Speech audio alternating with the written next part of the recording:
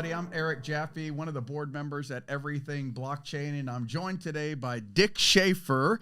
We are excited to have you here. You're also a board member here at Everything Blockchain, and you come to the board with an extensive amount of experience. You spent many years with the NSA. One of the first questions I want to ask you is, how did you get involved in security? How did that interest you? It's rather interesting. I happened to be in the Marine Corps in Vietnam using some crypto that didn't work very well for us. And when I graduated from college, a recruiter came to the campus, and I didn't know NSA from any other three-letter agency. But I found out that they were the ones that developed that shitty crypto that we used, or that lousy crypto that we used. And so I ended up at NSA. That's crazy. And it looks like you spent about 38 plus years there with major assignments. Tell me a little bit more about it. 38 years. I did just about everything that NSA does. I mean, two important missions that the agency has is exploitation of others' signals for use by our national decision makers, and protection of our communications so that the bad guy can't do it to us.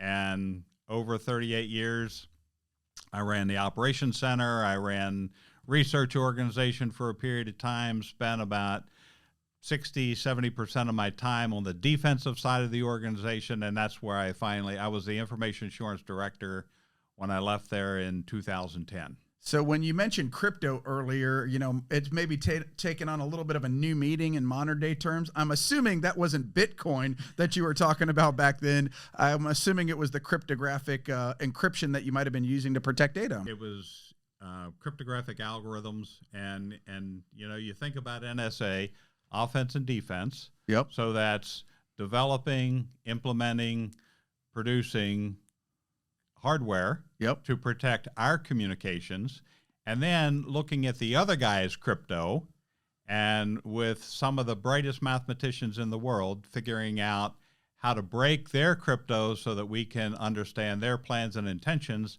that may have use to our decision makers in the national security space. So how did you hear about Everything Blockchain and get involved and become a board member? So I've always had an interest in what I would call secure computing. Yep. And everything blockchain. So blockchain technology gives us techniques that we can use to both validate and ensure the security of transactions, of data. So when I had an opportunity I had known Tony Jennings, Brandon Hart, you know, some folks in EBI, and I really got interested in what everything blockchain was doing. And so the more I learned about it, the more I said, well, maybe there's a contribution that I can make that will help move this technology forward, move the processes forward, and ultimately help the nation. I think of two things: dual use, not just for military and government use, but also technology that can find its way into the private sector to bring the same level of security and assurance in the private sector world as we need in the U.S. government. So I know part of that avenue of coming in with Brandon and Tony really revolved around the zero trust aspect of the projects that they were working on at that time. How would you define maybe zero trust and the importance to an agency like the NSA or the DoD or someone of that nature? What's the importance of that? So people think of zero trust as something new. It really goes back a long way, more than a decade.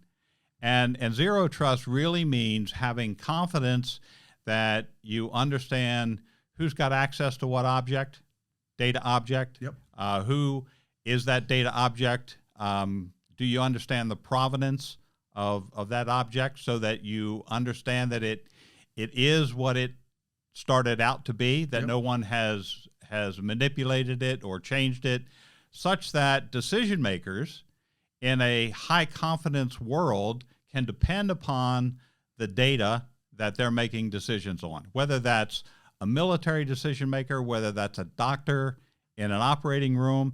Everyone depends upon that. Data is the goal, is today's gold. And understanding that it's valid. That zero trust environment brings all the tools: authentication, identity, provenance, all the things that you need, all the attributes that you're looking for, so that you say, when I make a decision based on this information, that information is valid. So when you saw a product like EB Control, what got you excited about it? So data security is a big issue across the U.S. government.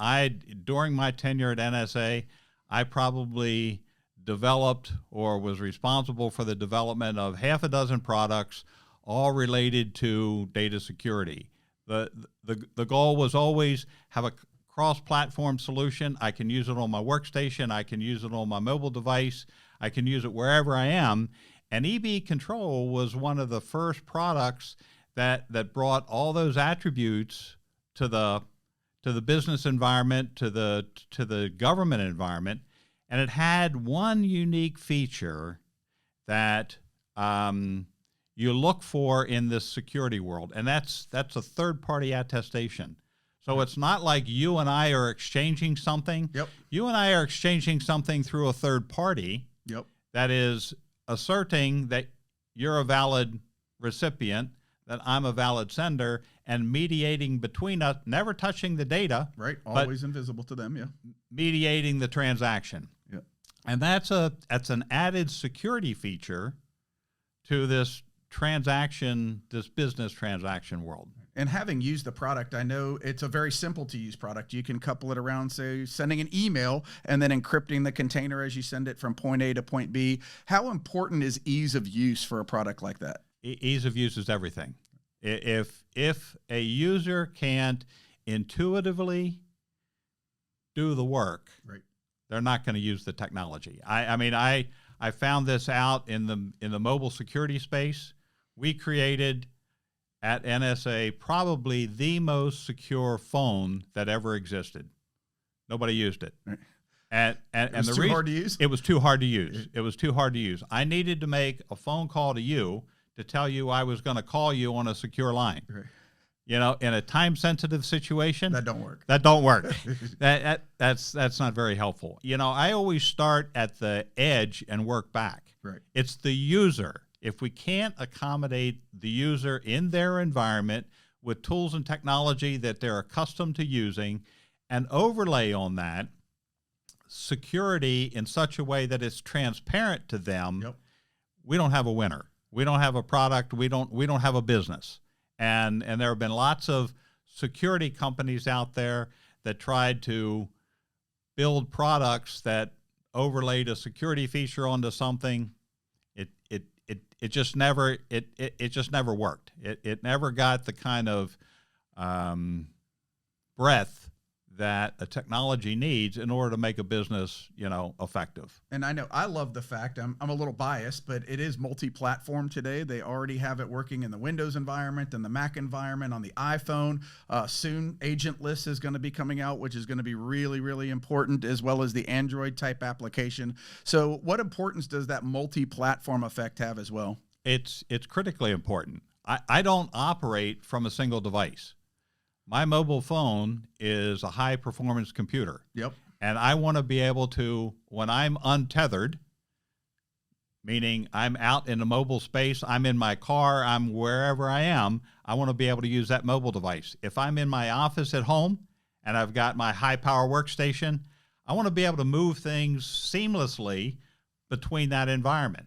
I happen to be a Windows user, I'm a Mac user, I'm an iPhone user, and I want to be able to access things where I am, whatever I'm doing, on any through device, any one of those anytime. devices. Yeah. And when you've got that multi-platform capability, and then you've got the features that you need, and with EB Control and what's coming in the future, to be able to say, well, okay, you can have access to this email, but not where you currently are. Correct. You need to move to a Geolocation. place Yep. where you can have access to it, where the probability of someone else Seeing that data or having access to that data is not as high. So I know you already hinted at it, but who do you think some of the audience for that product is? Like, who do you think some of the people that EB Control would really be good for? I think, of course, I can see military applications for EB control. If I can send an operator maps, descriptions, and I can do that to his mobile device, right. And surprisingly, or not surprisingly, our U.S. military are using commercial iPhones in a lot of applications, right, where they can take it into a space and get access to the information they need. But at the same time, they need to be able to lock that information down when it's not readily necessary to them. Same thing is true of business applications. If I'm a business executive and I'm traveling into a foreign country, right, I want to be able to have access to the things I need access to at the time I need them. But otherwise, I don't want anybody else to be able to gain access to gain access. And in some countries, it's not uncommon for you to have to hand your mobile device over to a security officer at an airport, right, who you have no idea what they're doing for that 30 seconds, that 10 seconds, that 2 minutes that they have. I know what we're capable of doing if you give me your phone for 10 seconds, but you don't want to put an operator in that sort of position. So let's switch gears for a second and talk a little bit about the blockchain side of it. When you think of business blockchain versus crypto blockchain, what thoughts come to mind for you? Speed. Speed. Oh, yep. It's all about speed. In the crypto world, if it takes a second or 2 seconds to complete a computation, that's probably okay. That's fine, yeah. In the business world, if I'm accessing a database and I need access to data, I can't wait a second or 2 seconds. I've got to do it down in the sub-millisecond kind of range. Right. So speed becomes extraordinarily important. And that's been a challenge in the blockchain world. It is a very complex mathematical computation. Yep. It is not simple math, as they might say. And so, but the speed to do that requires some very clever manipulation of exactly how the computation is done, how the data is presented, what portion of the data is actually computed upon, and so forth. That's the exciting thing about everything blockchain. And then in a real world sense, I would think that when you talk about access control and other things of that nature, the blockchain, EB Build's proprietary blockchain also has many of the same controls as our EB control product. We can marry them together to a degree in order to make sure that we're really controlling access, giving only the people who need access to the data. So what do you see as some of the real world use cases of a product like EB Build? So anywhere there is a database of which everything's backed up by a database. Right. If you call your broker and you want information on a stock that you're about to trade or want to trade, that information is going to come out of a database. If you're a medical processing company, medical billing processing company, you're backed up by a database. And so what EB Build provides is speed, efficiency, security in this database world where you need fast, assured access. I can go back to my military commander kind of use case. If I'm a decision maker and I need to know where my blue forces are, I need to know where the red forces are, I know who's got what situation in that environment, because I'm going to direct fire to support the blue troops at the expense of the red troops. Yep. I better be very, very sure where they are, what they're doing, who's in what position, and what ordnance I'm going to put on that position. Yep. All of that comes from a database, all of that information, and the more time critical the decision, the more important the accuracy, validity, provenance of the data upon which you're making that decision. Right. I know some of the pilots we did were really powerful in terms of the sub-millisecond type speed and consensus that happens. I've used the analogy before of taking sensor data off of wells as an example, right? So our blockchain operates at the speed of business is kind of the wording that we've been using, where it can actually take real-time data off of sensors as an example, pull it back into on-chain data. You know that the data is unaltered unless somebody actually doctored up the actual sensor themselves. And then you could have a third-party agency, like a government agency. Maybe they have to report on those emissions, right? And in the old days, if it was just coming back into a database, how does that reporting agency know that that data has not been doctored before received? What we give them the ability to do is actually have a node that runs on the network as part of it, where they could attest to the fact that the data was unaltered from the sensor all the way to the reporting agency. Those are things that simply were not possible with traditional database structures. Is that something you agree with?